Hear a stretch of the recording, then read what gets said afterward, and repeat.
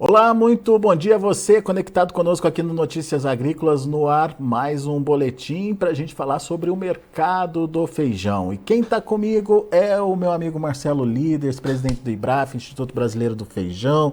Já estivemos juntos lá na Agro Brasília, né, Marcelo? O Marcelo estava chegando naquele momento também de uma viagem longa lá para a China, onde participou de eventos importantes junto com a Apex. Ele vai contar um pouquinho para a gente dessa experiência. Mas o Marcelo está aqui para avaliar e nos ajudar a entender o que vem por aí, principalmente por conta do início da segunda safra de feijão. Tem a segunda safra chegando, tem a safra irrigada daqui a pouco também chegando.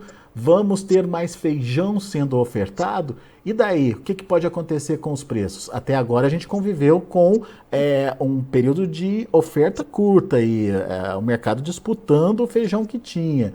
E o produtor conseguia aí preços até significativos aí para o feijão. Mas e agora? O que pode acontecer? Tudo isso a gente vai conversar com o Marcelo Líderes nessa entrevista. Seja bem-vindo mais uma vez, meu amigo. E já começo te perguntando desse novo momento do mercado, né? A safra está começando, a segunda safra está começando com que cara? Vem mais oferta de fato? E o que pode acontecer com os preços, Marcelo? Um prazer estar aqui com você novamente, Alexander, obrigado. E realmente há um período agora em que vai haver maior oferta. O preço foi muito estimulante durante esse período que precedeu aí o plantio e durante o plantio da segunda safra. E isso realmente estimulou bastante o plantio de feijão, principalmente do feijão carioca. Inclusive, a Conab já tem aí uma previsão de que nós devemos fechar pouco acima de 3 milhões de toneladas no total. Mas o importante que eu acho destacar é que o feijão que é o mais consumido, que é 65%, 66% da produção e do consumo, que é o feijão carioca, mesmo com um incremento que vai acontecer durante esse ano, não significa que nós vamos ter feijão sobrando. Ele pode, ao longo do período, ter momentos de concentração. Por quê? Porque nós produzimos em 2016, por exemplo, 17, 2019, 20, um volume maior de feijão carioca do que nós vamos produzir agora, durante esse ano. Talvez até 18, 19 também foi ano de volume maior.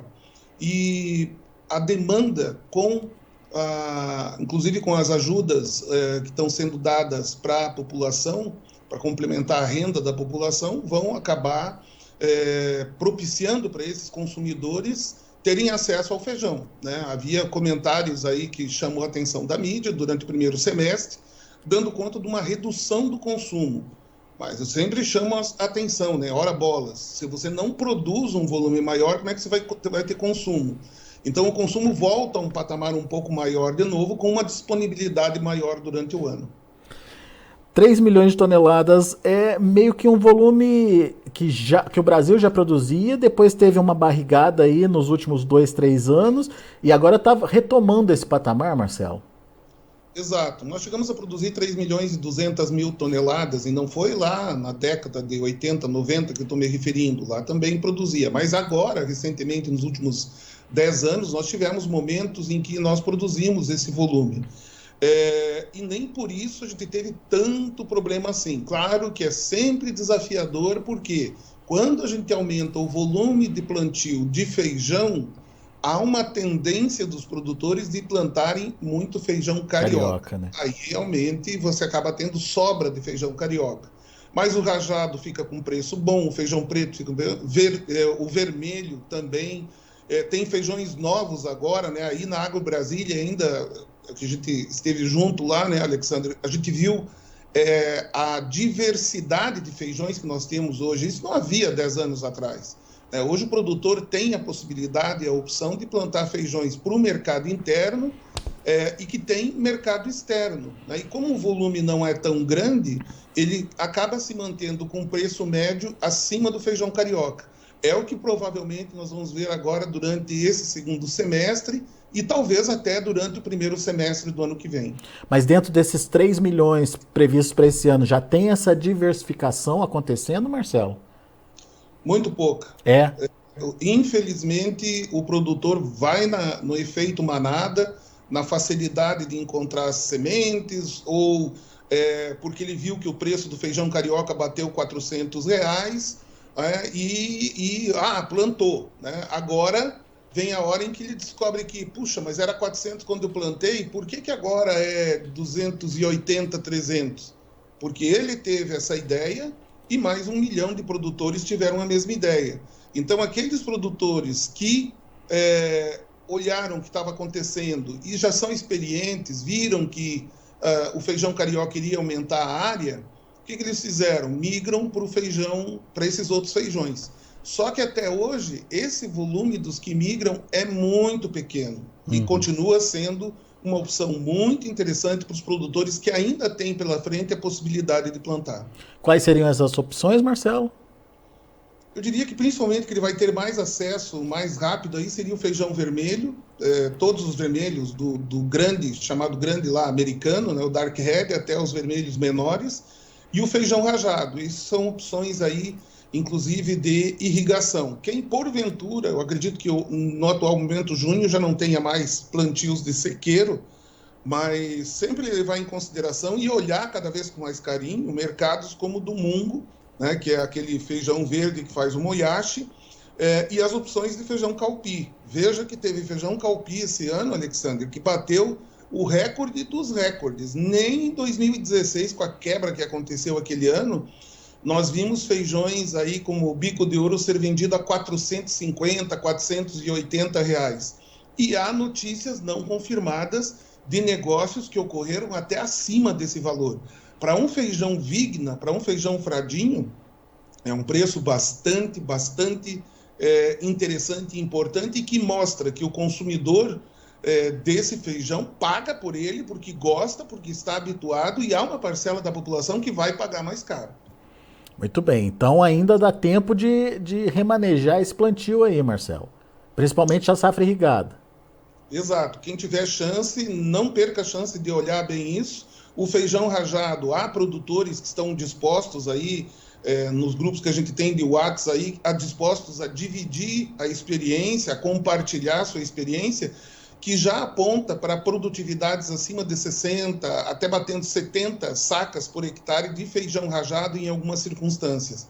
Nós sabemos que o feijão rajado sempre tem uma produtividade um pouco abaixo do feijão carioca, mas tem também um ciclo um pouco menor. Isso é uma opção interessante para vários produtores que precisam ajustar a sua janela de plantio, e tem o fato de que, historicamente, tem sido assim, a maior parte do tempo, esses feijões têm um valor mais alto que o feijão carioca. Muito bem. Bom, então demos a dica aí para quem ainda pode diversificar o plantio. Agora, para quem já não tem mais essa possibilidade, Marcelo, e já tem no seu planejamento o feijão carioca, o que você prevê? O que pode acontecer com os preços? Temos risco de ver de novo aquela montanha-russa acontecendo? Em menor intensidade, mas a gente já viu aí o primeiro frio na barriga da montanha-russa foi essa queda dos R$400 para 300, 280 para feijão extra. A entrada do feijão do Paraná de sequeiro com uma qualidade sofrível, um feijão que às vezes tem algum tipo de defeito, como mistura com soja, com milho, ou um pouco de mancha, ou enfim, é um feijão não tem aquela aparência, aquele feijão parelho que normalmente é colhido em regiões que tem áreas maiores, né? Então, esse feijão acaba sendo precificado aí a 230, 240, 250, atualmente até 260 os melhores lotes, aí no início dessa semana. Esse foi o primeiro frio na barriga. O que ontem a gente conversava num grupo de produtores é que os custos para a maioria dos produtores, eles já diminuíram bastante, e que não vai ser surpresa se os preços vierem a se estabelecer a níveis mais baixos do que a média do ano passado, pela lógica de que o custo vai ser um pouco menor. Quanto isso vai impactar, a gente vai ter que esperar aí para ver como é que as coisas vão andar, porque o que a gente tem? A gente tem uma predominância cada vez maior das áreas plantadas com feijão de escurecimento lento, né? Então, a Embrapa tem variedades hoje de escurecimento lento, o IAC, a TAA, né, com o Dama, enfim, existe uma variedade existe uma quantidade maior de variedades que tem escurecimento lento do feijão carioca. Isso fez mudar nos últimos anos o poder de decisão, porque antes colhia, lembra? A gente sempre falava aqui, alface, um hortifruti, tem que colher e sair correndo vender, por isso o preço caía tanto. Nos últimos anos, os produtores, a grande maioria dos produtores profissionais da terceira safra tem conseguido administrar essa venda. Vamos ver a que nível eles vão entender que é melhor colocar dentro do armazém e vender mais tarde, né? É bem provável que isso fique por volta dos R$250, e vamos ver qual é a quantidade de produtores que plantaram feijões de escurecimento lento e, portanto, no momento da colheita vão procurar vender a qualquer preço, e a demanda. Nós não podemos esquecer que a demanda, como a picanha não baixou ainda suficientemente para todo mundo, o consumo de feijão vai continuar alto. Boa, Marcelo. Deixa eu entender, então. A gente tem agora o início da segunda safra, começando pelo Paraná. Isso vai se estender aí ao longo dos próximos meses, mas logo começa a terceira safra, que é a safra irrigada. Que vem de onde, Marcelo? Ou qual que é a referência para a gente? Já emenda, e normalmente o primeiro feijão que tem sido colhido é no Vale do Araguaia. Nos últimos anos, né, a gente até brinca às vezes com o pessoal de lá, que eles têm o privilégio de instigar no consumidor a segunda concha, né? Então, é um feijão tão sadio, tão bonito, parelho, e que sai de lá, que o consumidor acaba começando a consumir até mais naquele momento. Isso é observado aí no mercado em geral. Então, é o feijão do Vale do Araguaia, depois outros polos de irrigação com igual qualidade também passam a colher. Aí você tem outros polos dentro do próprio Goiás, Minas, Bahia, Mato Grosso, né? Então, há aí uma diversidade de colheitas irrigadas. E a gente entende que o futuro do feijão, principalmente desses faseolos, é aumentar a área produzida sob irrigação. E isso é que está abrindo a porta para nós também, as possibilidades de mercado internacional, porque tem uma previsibilidade. Como é que você vai fazer um contrato, mesmo aqui dentro, com um empacotador, prometendo para ele no mês de fevereiro que você no mês de maio vai entregar para ele feijão? Se a gente depende do clima, né? A céu aberto aí, chove, não chove, chove demais, tem seca, né?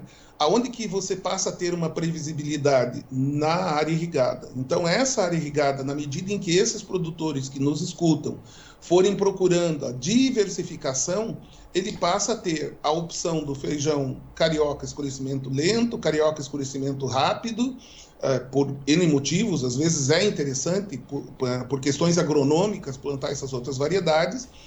E você tem ainda a opção de plantar feijões que o mercado internacional demanda, aqui e lá fora, o rajado, preto, vermelho, que a gente comentou há pouco. Boa.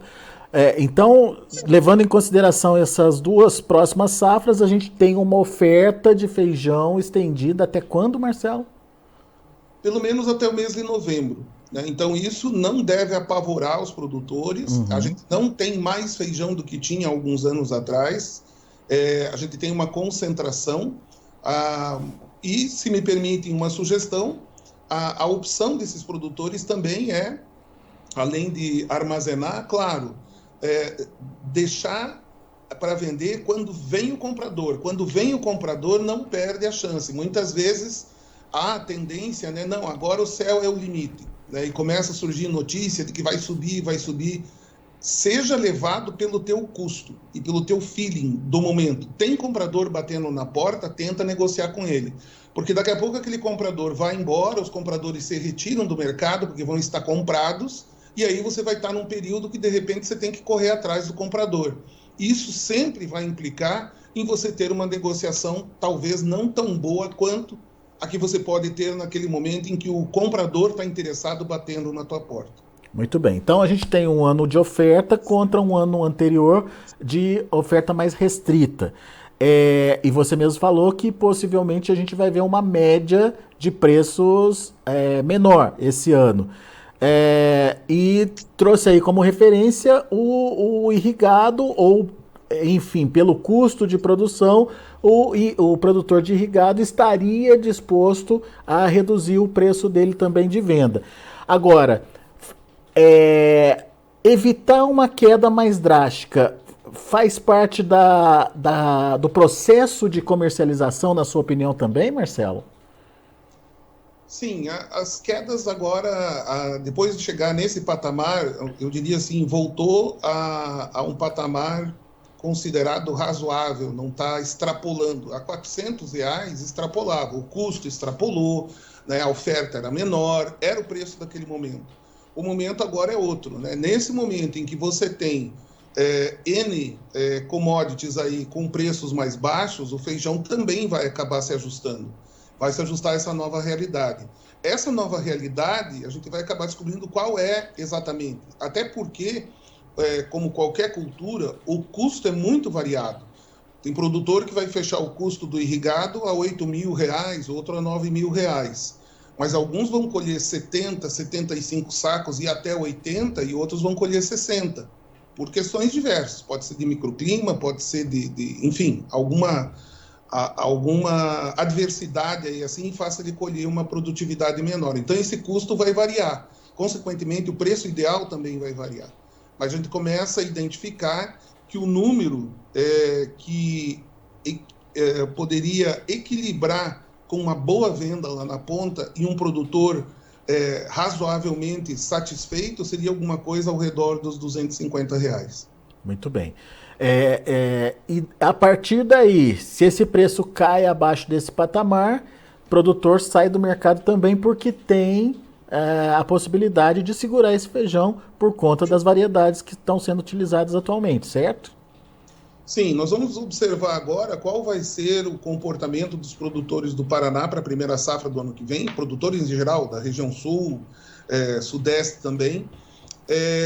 Qual vai ser o comportamento com o preço da soja mais baixo? Se eles vão migrar mais novamente para o feijão na primeira safra e talvez plantar uma segunda safra de uma soja precoce, talvez isso ocorra. Dependendo de quão intenso isso ocorrer, é que a gente vai saber quando é que a gente vai ter os melhores momentos de venda. Então, durante esse ano de 2022, os melhores momentos foram lá março, abril, fevereiro, março, abril, até parte do início de maio. Isso foi atendida, essa demanda desses meses agora passados, pelo feijão irrigado do ano passado. Valeu a pena o produtor carregar aquele estoque? Valeu a pena. Vai valer a pena próximo ano? Vai valer a pena. Talvez menos do que valeu de 2022 para 2023, mas sim, vai valer a pena administrar isso. E talvez seja a alternativa que o produtor vai ter de ter uma boa comercialização, e a última linha do Excel lá é bastante positiva se ele ficar atento a isso. Estratégia de comercialização também influencia na formação de preço, então, no final das contas. Sem dúvida. Muito bom.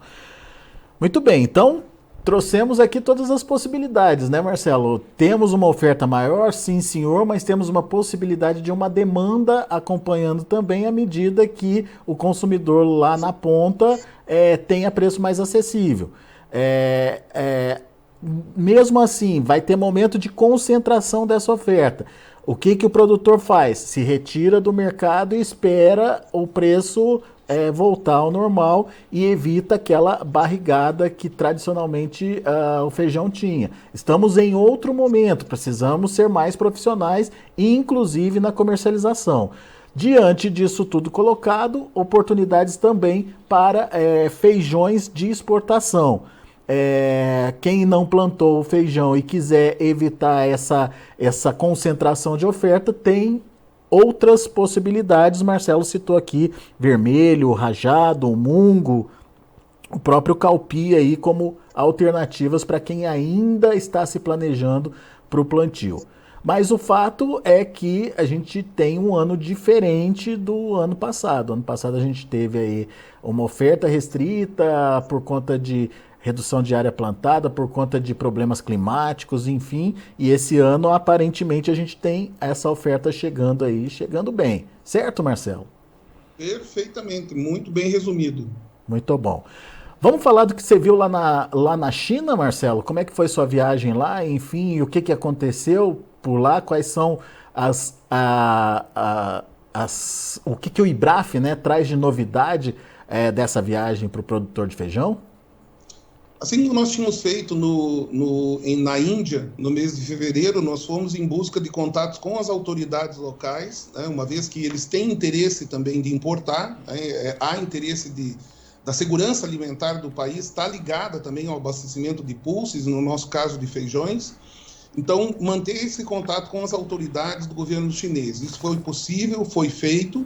Nós estamos na negociação daquilo que é chamado de acordo fitossanitário, aonde são estabelecidas as regras fitossanitárias, né? Se pode ter uma semente de uma determinada erva daninha, se não pode, qual não pode, quais são os produtos que podem ser aplicados, quais não podem, aonde que é produzido, tudo isso é discutido durante esse acordo fitossanitário.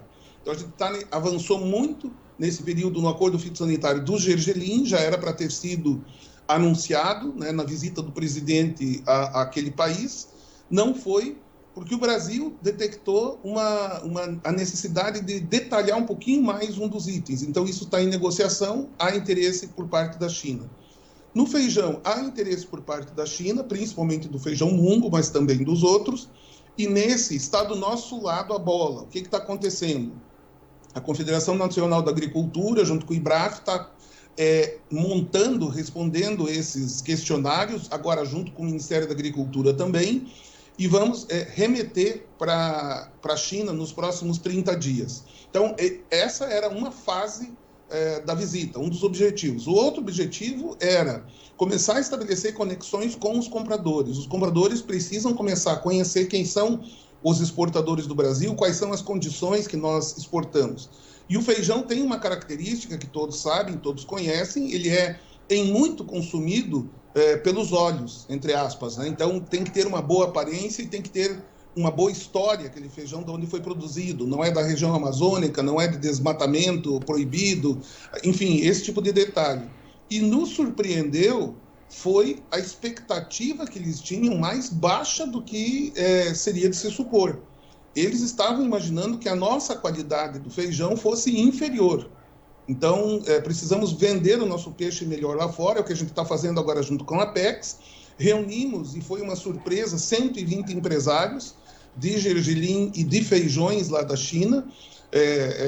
A gente tinha um ambiente relativamente grande e de repente ficou pequeno até o ambiente de tantas pessoas interessadas. Fizemos lá um coquetel e o Ministério da Agricultura participou, o embaixador do Brasil, o representante do Brasil lá em Xangai também, no consulado, participaram, nós participamos, e a principal entidade, que é uma Câmara de Comércio com mais de 8 mil associados, que é privada, que é pública lá na China, o próprio presidente dessa Câmara, que é a toda poderosa Câmara lá, veio até o nosso evento e assinou conosco um compromisso, né, de cooperação. Cooperação em quê? A gente precisa fluir muito informação, a gente precisa ter acesso ao máximo de informação deles lá de abastecimento, de expectativa de qualidade, enfim, e irrigar agora aquele ambiente com as informações do Brasil.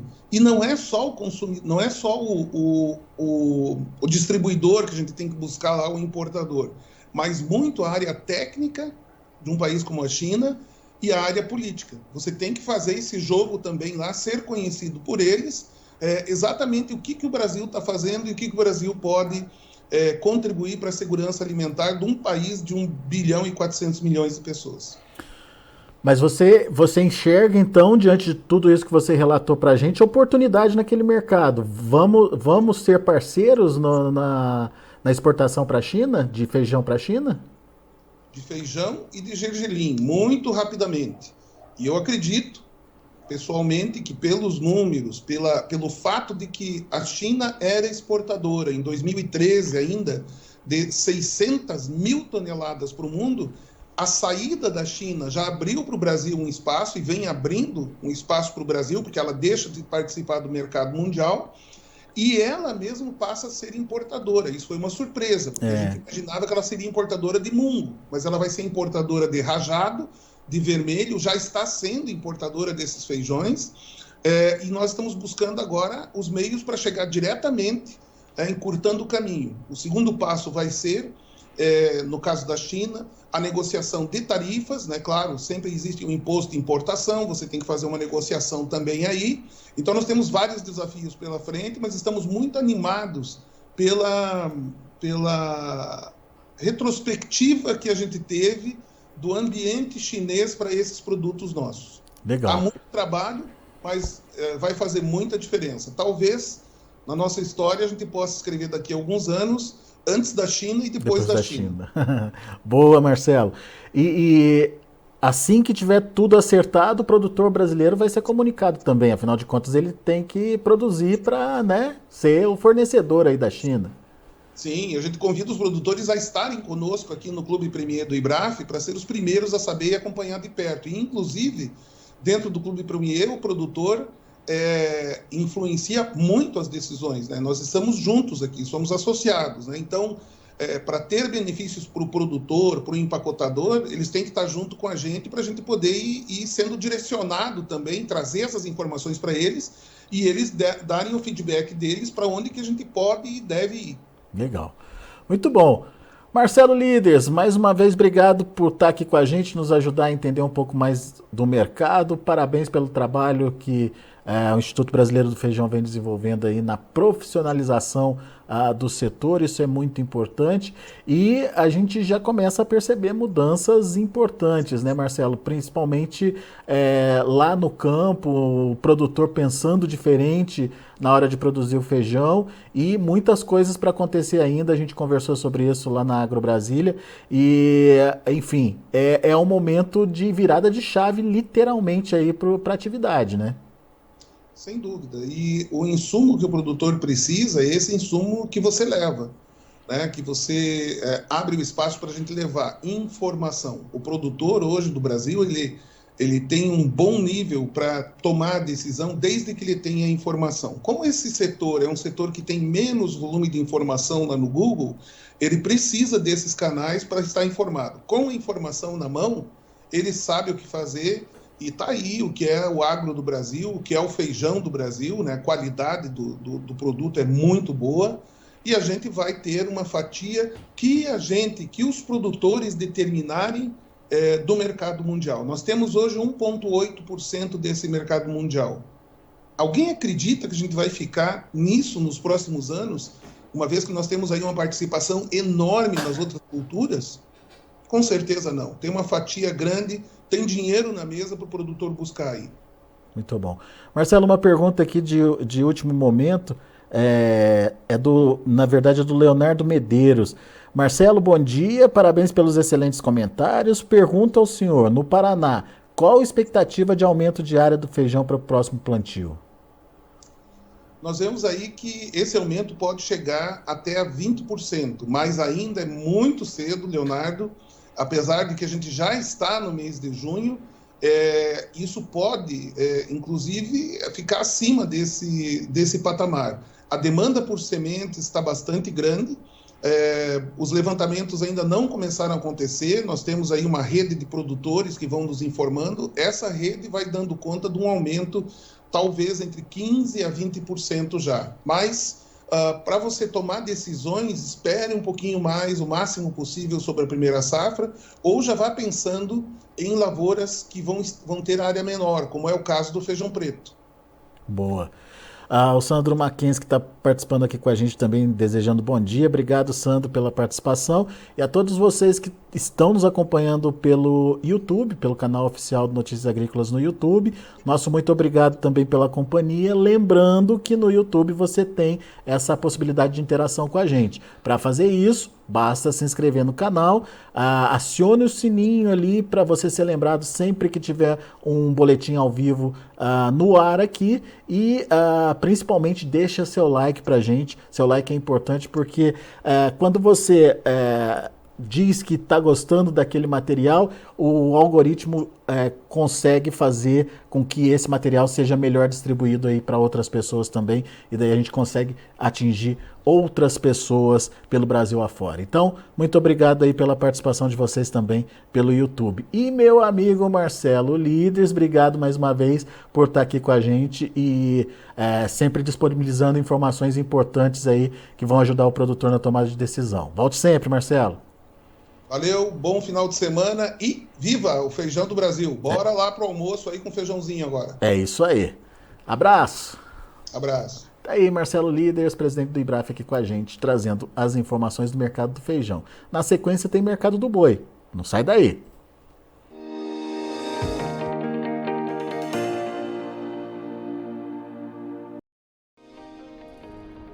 Se inscreva em nossas mídias sociais no Facebook Notícias Agrícolas, no Instagram @Notícias Agrícolas e no nosso Twitter @Notiagre. E para não perder nenhum vídeo, não se esqueça de nos acompanhar no YouTube e na Twitch Notícias Agrícolas Oficial.